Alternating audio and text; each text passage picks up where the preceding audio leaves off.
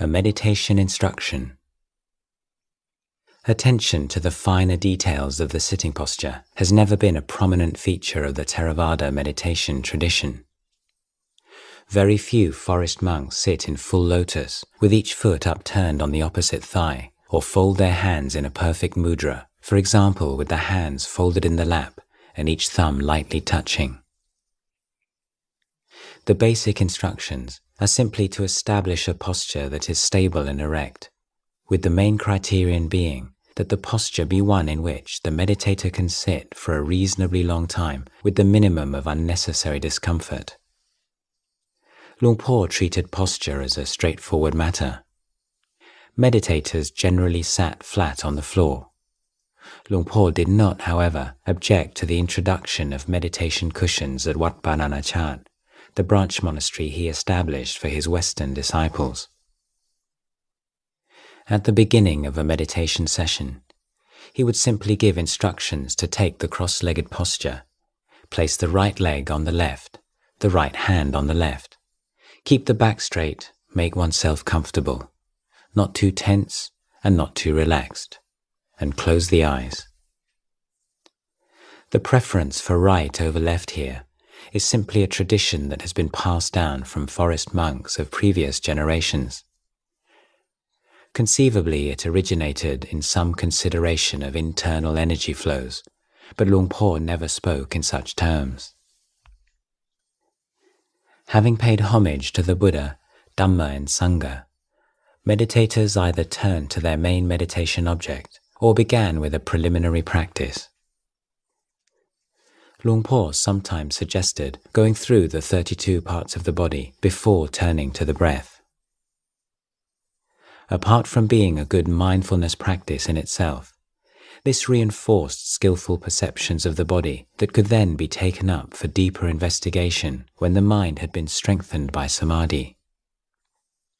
Luang Por also taught less experienced meditators to follow the breath in and out of the body for a certain period before focusing on one particular point, such as the tip of the nose. Focus your mindfulness so that it follows the breath entering your body and leaving it. Follow the beginning of the breath, the middle of the breath, the end of the breath. With mindfulness, keep the breath in mind, and with alertness, be aware that right now you are breathing. On the inhalation, the beginning of the breath is at the nose tip, the middle at the heart, and the end at the abdomen. On the exhalation, the beginning of the breath lies at the abdomen, the middle at the heart, and the end at the tip of the nose. Focus on these 3 points. The mind, your awareness, has no time to sneak off and take hold of other objects because it's preoccupied with being aware, right here, of both the inhalation and the exhalation. If the mind goes off in search of other objects, it shows that mindfulness has slipped. Establish it again. Be aware of exactly where the breath is passing at each moment. Keep looking. Sometimes your mind runs off for a long time without you being aware of it. Suddenly, you realize that mindfulness has been lost again. Start afresh. If you practice in this way, then you will develop a good working knowledge of the beginning, middle, and end of the breath. After you've trained in this way for a sufficient time, mindfulness will be constantly present on the inhalation and the exhalation. There will be mindfulness at the beginning of the breath, its middle, and end. Initially, you will have a few difficulties, but later, as you become more experienced, it will no longer be necessary to follow the breath in and out. Now, anchor the awareness at the tip of your nose. Stop right there and note whether the breath is long or short. Be aware of the inhalation and the exhalation at that point. When you first start to try practice sitting meditation, give this method a try. When you're concentrating on the breath, there's no need to force it. It's similar to learning how to use a pedal sewing machine. To sew properly, you need to find a rhythm between your hand and foot. So when you're first learning to use a sewing machine, what do? You practice pedaling freely without sewing anything. Once you can pedal fluently, then you start on some cloth. Your breath is the same. There's no need to make it a certain way. It doesn't matter whether it's long or short, provided that it feels comfortable. If the breath is too long, or too short, or too strong, don't force it. Allow it to find its own balance. All you have to do is focus on the inhalation and the exhalation. You don't have to contemplate anything else. It's enough to be aware of the breath.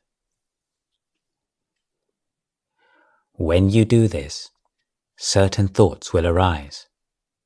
What's the use of this, and so on. Keep going. Don't get caught in doubts. There's no need to answer them. There's no need to think. It's not your job. Your job is simply to be aware of the breath as it enters and leaves the body. You don't want to see deities or Brahma gods, but you want to see the breath. It's sufficient merely that you don't forget the breath. Understand and then cut off the various objects that pass in and out of awareness and let them go. Thoughts and moods are changeful. Perhaps when you start sitting, you begin to feel homesick, and the mind starts proliferating about this matter and that. The moment you start thinking of home, then remind yourself, it's changeful, mai nè. Fond thoughts of home are impermanent, and so are negative ones. You can't believe any of it. Your mind lies to you. You have to assert this changeful nature of things. Sometimes you hate this person and that, but it doesn't last. Sometimes you love this person and that, but it doesn't last either. Pin the mind down right there, and where can it go? When you hate someone, you fabricate a certain image of them. When you love someone, you do the same. The mind starts to suffer. Sometimes you may detest someone so much that whenever you think of them, tears of fury start to flow. Do you see what I mean? How could that be real and lasting? See mental states as merely mental states. All of them are impermanent. We have to cut things off, because they will delude us if we don't. We perceive something as good, and we remind ourselves that the good is changeful. Something else is experienced as bad, and that is changeful too. Don't let your mind grasp onto the good. Don't let it grasp onto the bad. If you have the measure of mental states in this way, then they lose their significance. Just keep working away at it. The states that arise, good or bad, have no intrinsic value, and they will gradually fade away. If you follow them and keep an eye on them, you're bound to see this truth of changefulness. Your initial practice has to be like this: be mindful. Subsequently, you will see the breath, mindfulness, and the mind simultaneously at one point. The word see here doesn't refer to ordinary vision. It's a seeing with awareness, by the internal, not the external eye. The awareness of the breath is here. Mindfulness is here. The sense of knowing, the mind, is here. They converge in one harmonious whole. When we see that harmony, the mind will detach from sensual desire, ill will, sloth and torpor, worry and agitation, and indecision. These 5 hindrances will be gone completely. All that you will see is the breath. There will be just mindfulness and the mind in one point. With the absence of the 5 hindrances, you can take it that the mind has entered samadhi. You must know when the breath is coarse and when it's fine, and you have to know right there. After that, you must focus on the breath to make it more and more subtle and fine until its coarseness has disappeared. The refinement of the breath is such that as you sit and contemplate the breath, it becomes so subtle that there is almost no breath, or so it seems. Don't be alarmed, the breath is still there. It's just that it's extremely subtle. So, what do you do then? You must use your mindfulness to make the absence of breath your meditation object.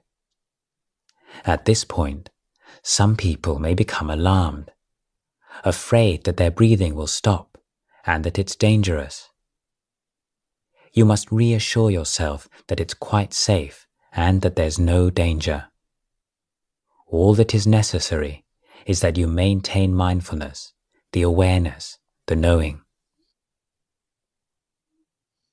The mind is now in a very subtle state. At this level, it doesn't have to be controlled. You don't have to do anything. All that is needed is to maintain mindfulness and alertness. You should be aware that at that moment the mind is acting automatically. It's not necessary to adjust its quality. Now, simply maintain a steady mindfulness and alertness. The mind has fully entered a state of lucid calm. Sometimes the mind will enter and leave this state at short intervals.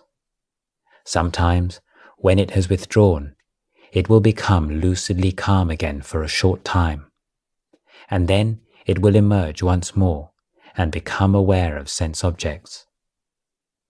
The mind, having withdrawn from samadhi, comprehends the nature of various things that arise in awareness. There will be a rapture in the Dhamma. Wisdom will arise. Many kinds of knowledge will arise at this point. The mind, at this moment, will have entered the stage of vipassana. You must firmly establish mindfulness, concentration and alertness. When wisdom arises, the mind is in vipassana, which is a continuation of samatha. This is called the process of the mind. You must attain mastery in entering and leaving states of tranquility. When you have done so, then you will know the nature of the states of mind and the nature of the mind that withdraws. You must be astute in entering and leaving samadhi, establishing a strong degree of mindfulness and alertness at these points. Here, the mind has come to an end of turmoil. Whether it's moving forwards or back, all the states of mind lie within the lucid calm. On reaching the appropriate time for the meditation to end, review what you did before you entered samadhi.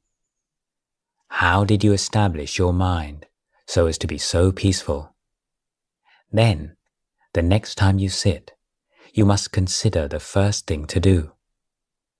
Recall how you focused your mind when you withdrew from samadhi.